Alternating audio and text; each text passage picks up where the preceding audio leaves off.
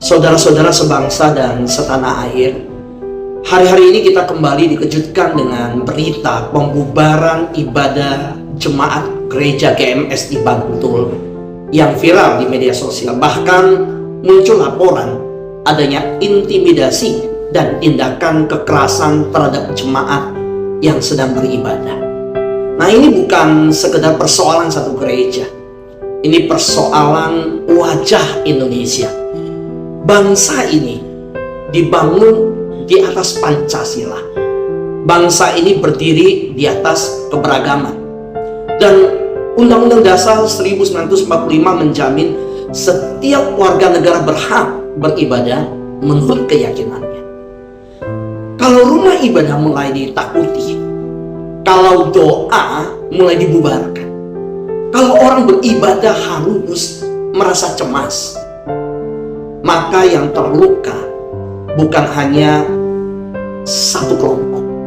Yang terluka adalah kemanusiaan kita bersama. Sebagai hamba Tuhan, saya percaya kekerasan tidak pernah bisa menyelesaikan perbedaan. Intimidasi bukan wajah Indonesia. Kebencian bukan budaya kerajaan Allah. Saya juga mengapresiasi pemerintah, kementerian agama, aparat keamanan, dan pihak-pihak yang mulai turun tangan menangani persoalan ini, serta membuka ruang dialog dan penyelesaian hukum. Tetapi saya mau berkata dengan tegas, Indonesia tidak boleh kalah oleh intoleransi. Hari ini mungkin gereja yang dibubarkan, besok bisa rumah ibadah yang lain. Kalau kebebasan beribadah tidak dijaga bersama, maka persatuan bangsa akan terus retak. Gereja juga jangan membalas dengan kebencian. Kita dipanggil menjadi pembawa damai. Tetapi damai bukan berarti diam terhadap ketidakadilan.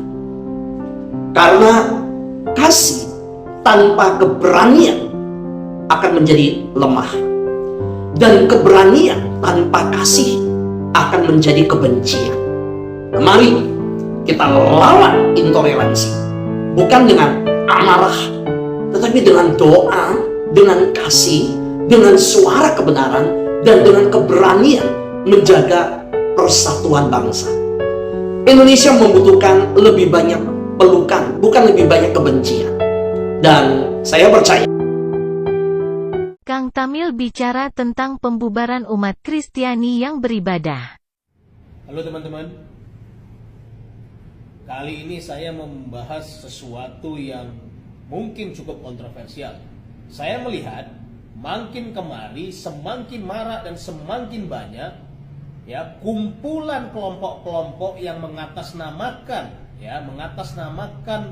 agama tertentu, dalam hal ini oknum-oknum umat muslim yang kemudian membubarkan ibadah agama-agama lain non muslim dengan alasan, dengan dalih bahwa kemudian tempat ibadahnya tidak mempunyai izin. Saya tidak mau membahas terkait unsur-unsur hukumnya, karena ini sudah terlalu umum, Saya mau memperjelas asasnya. Ketika orang berkumpul untuk beribadah, katakanlah diadakan atau didirikannya rumah ibadah, dan kemudian rumah ibadah itu tidak memiliki izin, katakanlah tidak memiliki izin, itu ranahnya administrasi.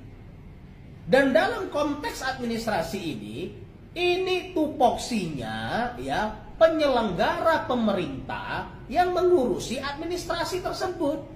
Tidak ada urusannya kelompok-kelompok tertentu yang mengatasnamakan agama-agama tertentu itu kemudian turun tangan untuk membubarkan orang beribadah. Ini namanya perlakuan main hakim sendiri. Gitu loh.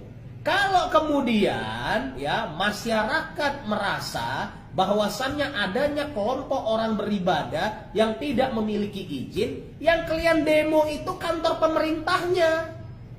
Kalian pergi ke kantor pemerintah, kantor wali kota, ya, kemudian atau ke Kementerian Agama, kalian tanya, kenapa kelompok itu bisa beribadah tapi rumah ibadahnya belum ada izin? Kesana kalian tanya.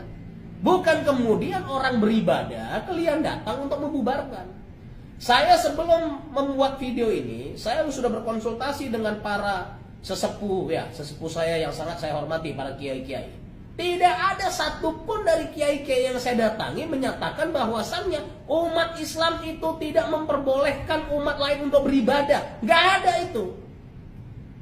Ya, saya mohon maaf saya katakan, mungkin banyak, sebelum saya buat video ini banyak teman-teman yang bilang, bang kalau bisa jangan bang. Nggak, saya harus bicara. Ya, karena saya lihat ini udah terlalu di luar koridor. Bagi umat-umat Kristiani yang kemudian ibadahnya itu dibubarkan, laporkan secara tindak pidana. Jangan lagi pakai pasal 156A penistaan agama. Gunakan pasal 170. Ya, karena itu sudah tindakan penggunaan kekerasan secara bersama-sama. Gunakan 170, laporkan tindak pidana. Masalah tempat ibadah itu ada izinnya atau tidak ada izinnya bukan urusan kalian. Itu urusan pemerintah. Kalau masyarakat tidak peduli, kalau masyarakat tidak senang dengan adanya itu, laporkan ke pemerintah. Biar pemerintah kemudian yang mengambil tindakan. Apakah kemudian tempat ibadah yang belum ada izinnya itu disegel atau apa? Ya. Kita berpikir realistis. Orang mau beribadah itu berniat baik. Gak ada dia melakukan tindakan kejahatan di rumah ibadah itu. Ya. Pihak pemerintah, saya mendorong keras pihak pemerintah untuk bisa mengambil langkah tegas. Tidak ada kemudian menggunakan narasi-narasi mayoritas, lalu kemudian bisa sesuka-sukanya untuk main hakim sendiri. Bisa sesuka-sukanya untuk kemudian melanggar hukum. Ini negara hukum. Ya. Saya sangat konsen tentang hal ini, terutama yang terjadi di Kota Binjai, Sumatera Utara, daerah tempat saya lahir. Ya, saya sangat konsen. Wali Kota Binjai, kalau Anda tidak bisa menuntaskan masalah ini, turun dari jabatan Anda. Ya, saya selalu katakan, jabatan administrasi suatu daerah itu nggak perlu ada wali kota, nggak perlu ada bupati, itu jalan. Terbukti. Hari ini begitu banyak daerah yang tidak ada kemudian kepala daerahnya, diisi oleh pejabat sementara, pemerintahannya jalan. Lalu apa gunanya pemerintah kepala daerah di situ? Apa gunanya wali kota? Apa gunanya bupati? Apa gunanya gubernur? Gunanya adalah mengambil kebijakan untuk melindungi masyarakatmu. Ya, ketika ada kelompok-kelompok yang mengatasnamakan agama-agama tertentu, membubarkan umat-umat Kristiani beribadah, kerahkan aparat perangkat daerah untuk apa? Membubarkan itu. Karena itu sama seperti demo yang tidak ada izinnya. Aparat penegak hukum, pemerintah berhak untuk membubarkan itu. Dan satu lagi saya katakan, agar Majelis Ulama Indonesia bertindak. Kenapa? Karena ulah oknum-oknum yang mengatasnamakan umat muslim itu mencoreng citra umat muslim sendiri. Itu mencoreng citra Islam sendiri. Ya, saya adalah orang yang sangat-sangat dekat dengan beberapa tokoh-tokoh agama Islam, dengan beberapa tokoh-tokoh ulama, dan saya sangat cinta terhadap agama Islam dan saya sangat menghormati ya para ulama-ulama. Tapi ini tidak bisa kita biarkan, karena semakin kemari saya melihat polarisasi yang kira-kira dibentuk menuju pemilu 2024, kira-kira ini semakin ditunggangi. Harus kita hentikan, karena apa? Indonesia adalah negara hukum. Saya kira demikian, dan notis saya paling konsen adalah untuk wali kota Binjai serta beberapa tempat di Sumatera Utara, termasuk kota Medan, di mana wali kotanya adalah menantu dari Pak Presiden sendiri. Saya kira demikian. Terima kasih. Apa sih sikap muslim sesungguhnya kalau ada orang yang mau bikin gereja? Begini Bapak Ibu, satu, di dalam Islam tidak ada satupun ajaran yang membolehkan kita melarang umat beragama lain mendirikan rumah ibadah. Nggak ada satupun. Saya ingin tanya sama orang yang ngamuk-ngamuk kalau orang pengen mendirikan rumah ibadah itu. Dari mana dia dapat dalilnya, Pak? Ada nggak di Quran? Kalau ada gereja hancurin, ada nggak? Kalau ada orang mendirikan rumah ibadah nggak usah diizinkan, ada nggak? Nggak ada kan? Kemudian kita nyontoh Nabi, Bapak Ibu. Nabi dikunjungi 60 umat Kristen Bani Najjar. Itu yang berkunjung pendeta-pendeta, jemaatnya. Begitu sampai di Madinah, minta izin kebaktian di Masjid Nabawi. Ada yang pernah umroh nggak? Ada kan? Tahu nama Masjid Nabawi kan? Itu masjid yang sangat mulia, Bang. Oleh Nabi diperbolehkan kebaktian di Masjid Nabawi. Bayangkan Nabi memperbolehkan umat Kristen kebaktian di Masjid Nabawi. Coba Bapak Ibu, tempat yang sangat mulia. Nabi nggak melarang, sahabat yang lain pengen melarang. Da'uhum, kata Nabi. Jangan larang, mereka biarkan saja. Mereka sedang beribadah. Nah sekarang mereka ingin beribadah di rumah ibadah mereka sendiri. Kita melarangnya alasannya apa? Karena belum ada izin. Mengapa belum ada izin? Karena memang tidak diizinkan. Saya belak-belakan aja nih Pak. Masih banyak oknum pejabat yang menghalang-halangi pendirian rumah ibadah. Saya kalau bisa marahin pejabat itu tak marah, bener aja. Sayangnya saya ini bukan pejabat yang lebih tinggi kan begitu. Kok ada ya? Dan saya menyayangkan Bapak Ibu ketika mohon maaf ini, pemerintah daerah tidak bisa menyelesaikan masalah. Saya heran sama ormas Islam yang bubarin gereja, ibadah gereja kayak gini nih. Alasannya mayoritas Muslim di situ. Terus lebih dekat dengan pondok pesantren. Terus kenapa kalau mayoritas Muslim gitu? Saya juga Islam tapi nggak gitu-gitu amat itu. Apakah kita kalau dengar doa mereka yang Nasrani terus imannya berubah gitu? Enggak, masa selemah itu sih? Masa dengar orang berdoa ya udah bagus lah ya. Kita hargai perbedaan gitu. Itu baru orang Nasrani. Gimana kalau kalian ketemu orang ateis? Saya heran sama orang-orang Islam seperti ini gitu loh. Saya juga Islam tapi nggak begitu-gitu amat gitu. Biarkanlah kita berbeda gitu. Kalau memang sudah ada isinya ya sudah gitu. Kita saling menghormati. Memang di Indonesia itu mayoritas Muslim. Terus mau di mana bikinnya? Semua daerah, semua provinsi ya mayoritas Muslim. Mau pindah kemana mereka? Kasihan gitu loh. Tolong komen. Halo guys, ternyata dalang dari pembubaran ibadah jemaat GMS di Bantul adalah FJI, Forum Jihad Islam. Palingan minta maaf, selesai. Ujung-ujungnya damai, minta maaf, selesai. Padahal ini adalah kriminal dan harus dipidana dan harus ditangkap pelakunya. Kalau tidak, tumbuh subur, akan terjadi terus pembubaran ibadah di seluruh Indonesia karena dibiarkan. Jadi sebenarnya ini harus dipidana. Kita lihat saja perkembangannya. Lagi-lagi kebebasan beragama di Indonesia ini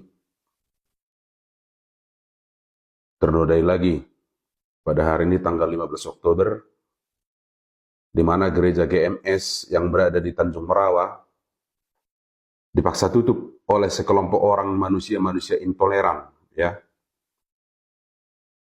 Mereka ini lupa bahwa negara Indonesia ini bukan negara Islam, tapi negara beragama. Yang artinya bahwa setiap warga negara Republik Indonesia, ya, berhak memeluk agama dan kepercayaannya masing-masing. Bukan satu agama, ada agama Kristen, Hindu, Buddha, dan aliran-aliran kepercayaan yang lain, yang semuanya dijamin oleh konstitusi, termasuk Undang-Undang Dasar 1945 pasal 29 yang menyatakan negara berdasar atas ketuhanan yang Maha Esa. Negara menjamin kemerdekaan tiap-tiap penduduk untuk memeluk agamanya masing-masing dan untuk beribadat menurut agamanya dan kepercayaannya itu. Kalau hal-hal seperti ini terulang kembali, saya yakin negara Republik Indonesia ini akan pecah. Tujuan dari agama itu adalah kasih. Kenapa mereka ini selalu ketakutan ketika melihat agama Kristen beribadah? Pak, sekarang saya mohon, orang di dalam mohon keluarkan, supaya jangan tidak terjadi apa-apa, Pak. Saya mohon sama Bapak, keluarkan orang yang di dalam. Bu, sebentar. Bu, Nanti ya. orang lebih banyak lagi yang datang, kita nggak tahu. Kita nggak tahu apa yang terjadi kalau sudah banyak orang. Saya mohon, Pak. Saya mohon sama Bapak. Pak, tolong Pak, jangan 20 menit berlalu. Saya minta ini kesepakatan ya Pak Budi ya. Ya, jangan nanti Bapak intimidasi sama polisi sama warga.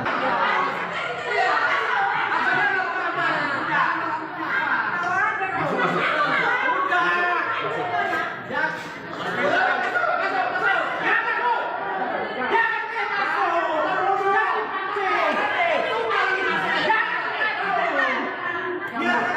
Agama-agama yang lain mereka ini tidak repot.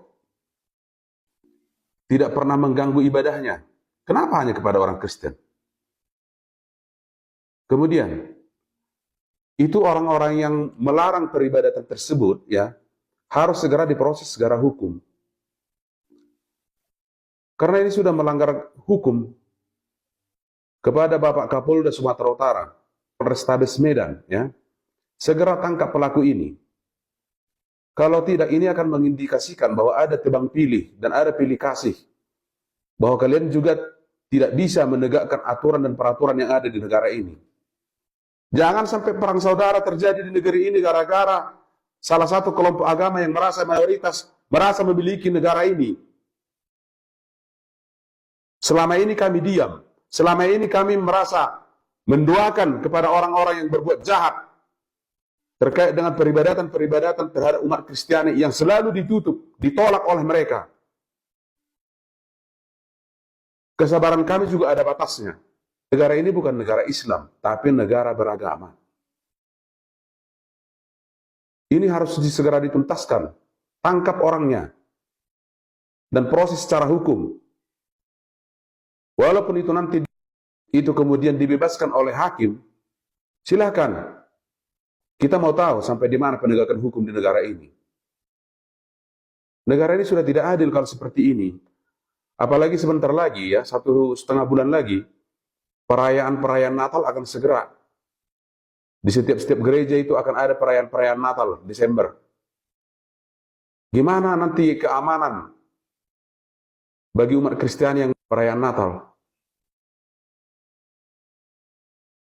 Ini sudah sangat urgent. Indonesia ini sekarang darurat toleransi. Saya tidak menyangka bahwa Sumatera Utara juga sudah seperti ini sekarang. Mereka ini lupa bahwa Sumatera Utara ini terdiri daripada beberapa suku yang bukan mayoritas beragama Islam. Banyak di sini Sumatera Utara ini beragama-beragama yang lain. Pemerintah dan penegak hukum harus tegas dalam menindak orang-orang seperti ini.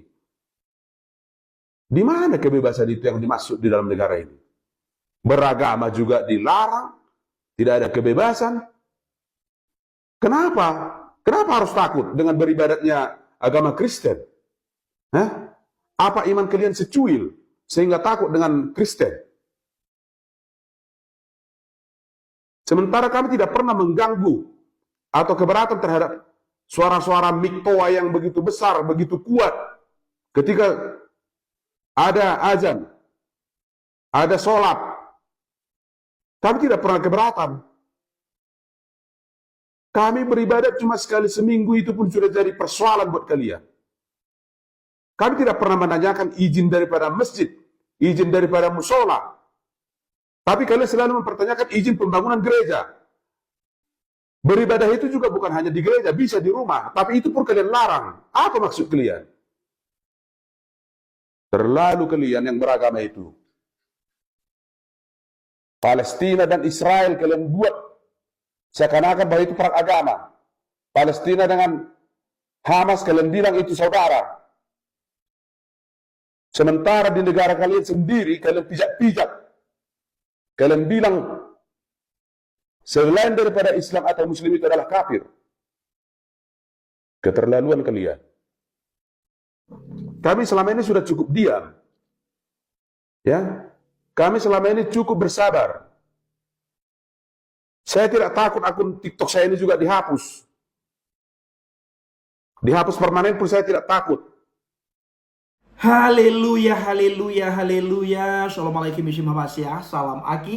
Aku kabarkan Injil keselamatan. Bapak Ibu Tuhan, ketemu lagi dengan saya Evangelis Abraham Effendi Usman. Bagaimana kabar Bapak Ibu semua? Tentu luar biasa. Yes, yes. Wow. Kita itu sangat istimewa. Nah, saudaraku, para pencinta Jelah Bagi dan para pengikut Kristus yang setia, bagaimana tanggapan kita semuanya setelah kita sama-sama melihat cuplikan video yang baru saja kita lihat sama-sama? Silakan tulis di kolom komentar dan mari kita pergunakan komentar kita dengan bijak. Mari kita pergunakan komentar kita dengan baik. Nah, saudaraku, kita melihat tadi di media sosial ada banyak sekali orang yang bersuara dengan lantang meminta hukum supaya bertindak adil. Siapa saja yang melakukan pelanggaran ditindak. Siapa saja yang mengganggu ibadah orang, ya harus secepat kilat ditindak. Karena kita lihat Bapak Ibu, yang cepat ditindak itu bila yang alami itu minoritas. Kalau minoritas yang melakukan itu cepat sekali ditindak. Dalam waktu sesingkat-singkatnya, dalam waktu dekat Bapak Ibu, tidak hitungan minggu, tidak hitungan hari, hanya hitungan jam langsung ditangkoi, dimasukkan ke dalam penjara, dianggap penistaan agama. Jadi ini Bapak Ibu, kita benar-benar sangat muak sekali melihat intoleran terjadi di bangsa dan negara kita. Karena terus-terusan ini bukan lagi intoleran, tetapi sudah mengganggu ibadah, ya. Mengganggu ibadah terus-terusan, tiap waktu, tiap saat, sering sekali kita lihat di media sosial. Seperti terjadi pembiaran. Bahkan kita lihat kemarin Bapak Ibu, ada pihak yang berwajib di situ tidak bisa berbuat apapun. Tidak bisa melakukan apapun, saudara, hanya nonton saja Bapak Ibu. Ini sangat kita sayangkan. Sangat kasihan sekali. Tetapi bila yang melakukan itu minoritas, itu cepat ditindak, cepat ditangkoi, cepat dimasukkan ke penjara. Bahkan Bapak Ibu, kita tidak pernah melihat minoritas melakukan seperti itu. Ya, kita belum pernah melihat minoritas yang melakukan seperti itu. Paling-paling minoritas meminta supaya volume toa itu dikecilin Bapak Ibu. Itu pun ditangkoi, dijebloskan dalam penjara. Sebelum dijebloskan dalam penjara, sebelum ditangkoi oleh hukum, ya dianiaya dulu Bapak Ibu. Ya diteriakin nama Tuhan, lalu terjadi penganiayaan, terjadi perusakan yang sangat kacau balau, parah sekali Bapak Ibu. Makanya kalau kita lihat hukum ini sangat takut terhadap oknum-oknum tertentu, terhadap orang-orang tertentu Bapak Ibu. Harusnya kalau memang tidak adil, ya buat saja. Hukum penistaan agama hanya berlaku bagi si A, tidak berlaku bagi si B. Hukum penistaan agama hanya berlaku bagi agama A, tidak berlaku bagi agama B. Hukum penistaan agama hanya berlaku bagi agama A, B, C, tidak berlaku bagi agama D. Buat saja hukum seperti itu, sehingga kita tahu Bapak Ibu. Nah, oleh karena itu, saudaraku dikasih Tuhan, para pencinta Anjel Habagat, para pengikut Kristus yang setia, saya sering sekali ulang-ulang, kita cukup viralkan Bapak Ibu. Ya, kalau saya cukup viralkan, tidak perlu lapor ke pihak yang berwajib, lapor ke hukum, meminta hukum untuk menindaklanjuti, meminta hukum supaya menangkoi orang-orang yang suka membubarkan ibadah. Enggak perlu Bapak Ibu. Cukup kita viralkan, cukup kita hebohkan, cukup kita gegerkan supaya dunia melihat apa yang terjadi di bangsa dan negara kita. Bagaimana minoritas mengalami penganiayaan, bagaimana minoritas mengalami gangguan-gangguan ketika ibadah. Ini salah satu bentuk intimidasi yang hebat, bentuk intimidasi yang dahsyat. Ini salah satu juga bentuk penganiayaan Bapak Ibu. Karena kita tidak bisa bebas beribadah. Jadi kita beribadah harus minta izin sama mereka. Kalau mereka tidak kasih izin, ya kita tidak bisa beribadah. Kalau kita beribadah, kita akan dibubarkan, kita akan diganggu dengan teriak nama Tuhan. Makanya Bapak Ibu, saya sangat bangga sekali menjadi pengikut Kristus. Saya bangga sekali bersyukur kepada Tuhan. Dari sekian orang Aceh, saya salah satu orang Aceh yang dipilih Tuhan untuk menjadi pengikut Kristus. Untuk percaya kepada Yesus Kristus. Dan setelah saya percaya kepada Yesus Kristus, saya benar-benar merasakan perubahan yang sangat dahsyat di dalam kehidupan saya. Perubahan pertama sekali yang saya rasakan adalah perubahan karakter, pembaharuan budi, pembaharuan pikiran, pembaharuan tutur kata, pembaharuan sikap. Ini adalah pembaharuan yang sangat hebat yang saya alami, yang saya rasakan selama saya menjadi pengikut Kristus Bapak Ibu. Kenapa demikian? Karena tertulis dalam kitab 2 Timotius 3 ayat 16. Segala tulisan yang diilhamkan Elohim memang bermanfaat untuk mengajar, memang bermanfaat untuk menyatakan kesalahan, memang bermanfaat untuk memperbaiki kelakuan dan untuk mendidik orang dalam kebenaran. Jadi saudaraku, kalau kita semakin sering membaca Alkitab, rajin kita baca Alkitab, kelakuan kita itu semakin bagus, semakin bagus, semakin bagus. Kelakuan kita itu semakin baik dari hari ke hari Bapak Ibu. Kelakuan kita itu benar-benar semakin baik. Benar-benar terjadi pembaharuan budi yang sangat hebat, pembaharuan karakter yang sangat dahsyat yang kita alami di saat kita rajin membaca Alkitab. Tutur kata kita itu berubah Bapak Ibu dari hari ke hari. Pikiran kita berubah dari hari ke hari Bapak Ibu. Budi pekerti kita berubah dari hari ke hari di saat kita rajin membaca Alkitab. Jadi semakin rajin kita membaca Alkitab, semakin terjadi perubahan yang positif dalam hidup kita. Kita semakin menunjukkan kasih kepada sesama kita. Kasih yang pertama adalah kasih kepada Tuhan. Yang kedua adalah kasih kepada sesama. Maka Alkitab mengajarkan kita, memberitahukan kepada kita, mengatakan kepada kita Bapak Ibu, bagaimana mungkin kamu mengasihi Tuhan yang tidak kelihatan sementara orang-orang yang ada di sekitar kamu, saudara-saudaramu, orang-orang yang ada sekelilingmu, tetangga kanan kiri, belakang, depan, tidak engkau kasihi. Jadi berbohong kamu mengatakan mengasihi Tuhan yang tidak kelihatan, sementara yang kelihatan saja kamu tidak bisa kasihi. Sementara yang kelihatan saja tidak bisa kamu hargai, bagaimana mungkin kamu menghargai Tuhan yang tidak kelihatan? Ini jelas sekali Bapak Ibu. Jadi kalau kita melihat ada orang yang beribadah sehari semalam 1000 kali Bapak Ibu, sementara di dalam kehidupan hari-harinya dia membenci orang lain, dia timbul iri hati, timbul dengki, timbul sifat-sifat membenci, sifat-sifat sombong, sifat-sifat yang tidak bisa menghargai satu sama yang lain. Percuma beribadah sehari semalam 1000 kali kalau tidak bisa mengasihi sesama.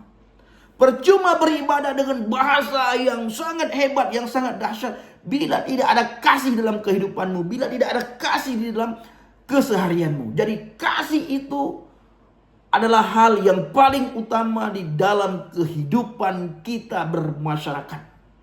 Di dalam kehidupan kita berbangsa dan bernegara. Di dalam kehidupan kita beragama. Yang pertama kasih kepada Tuhan.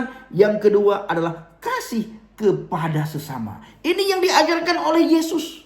Ini yang diajarkan oleh Alkitab. Maka saya mengalami hal itu. Maka saya selalu berkata kepada saudara-saudara saya, kepada teman kerabat saya yang dari Aceh ketika teleponan, ketika sharing. Ada hal yang sangat menonjol yang diajarkan oleh Alkitab, yang tidak diajarkan oleh kitab lain, yaitu kasih. Kasih yang pertama kepada Tuhan, kasih yang kedua kepada sesama.